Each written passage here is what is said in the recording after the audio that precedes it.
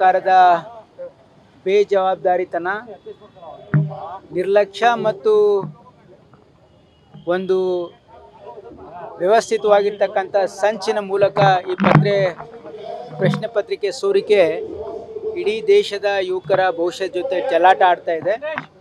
ಹಾಗಾಗಿ ಯಾರ ಮೇಲೂ ಕೂಡ ಜವಾಬ್ದಾರಿ ಫಿಕ್ಸ್ ಆಗಿಲ್ಲ, ಯಾರ ಮೇಲೆ ಆ್ಯಕ್ಷನ್ ಆಗಿಲ್ಲ. ಕಳೆದ 5 ವರ್ಷಗಳಿಂದ ನಡೀತಕ್ಕಂಥ ಈ ಏನು ನೀಟ್ ಪ್ರಶ್ನೆ ಪತ್ರಿಕೆ ಸೋರಿಕೆ ಆಗಿರ್ಬೋದು, ಗೊಂದಲ ಯಾವುದು ಕೂಡ ಸರಿಯಾಗಿ ಮಾಡೋಕ್ಕಾಗಿಲ್ಲ. ರಾಧಾಕೃಷ್ಣ ಕಮಿಟಿ ರಿಪೋರ್ಟ್ ಇಂಪ್ಲಿಮೆಂಟ್ ಮಾಡಿಲ್ಲ, ಯಾವುದೇ ರೀತಿಯ ಪರಿಹಾರ ಕೊಡೋಕ್ಕೂ ಸಿದ್ಧ ಇಲ್ಲ.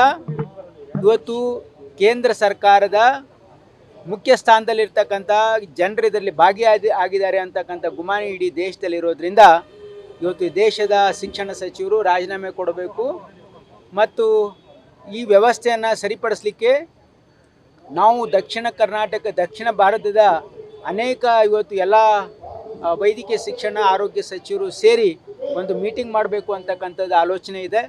ಇವತ್ತು ನಮ್ಮ ರಾಜ್ಯಗಳಿಗೆ ನಮ್ಮ ಪರೀಕ್ಷೆಗಳನ್ನು ಕಂಡಕ್ಟ್ ಮಾಡೋದಕ್ಕೆ ಅಧಿಕಾರ ಕೊಡಬೇಕು ಅಂತಕ್ಕಂಥದ್ದು ಕೇಂದ್ರ ಸರ್ಕಾರದ ಮೇಲೆ ಒತ್ತಾಯ ಮಾಡಬೇಕು ಅಂತಕ್ಕಂಥದ್ದು ಉದ್ದೇಶ. ದಕ್ಷಿಣ ರಾಜ್ಯಗಳಿಂದ ನೀಟ್ ವಿಚಾರವಾಗಿ ಕೇಂದ್ರಕ್ಕೆ ಪತ್ರ ಬರೆಯುವಂತ ಪ್ಲಾನ್ ನಡೀತಾ ಇದೆ. ಈಗಾಗಲೇ ನಾವು ಕಳೆದ ವರ್ಷನೇ ನಮ್ಮ 2 ಅಸೆಂಬ್ಲಿಯಲ್ಲಿ ವಿಧಾನ ಪರಿಷತ್ನಲ್ಲಿ ವಿಧಾನಸಭೆಯಲ್ಲಿ ನಾವು ರೆಸಲ್ಯೂಷನ್ ಮಾಡಿ ಕಳಿಸಿದ್ದೀವಿ.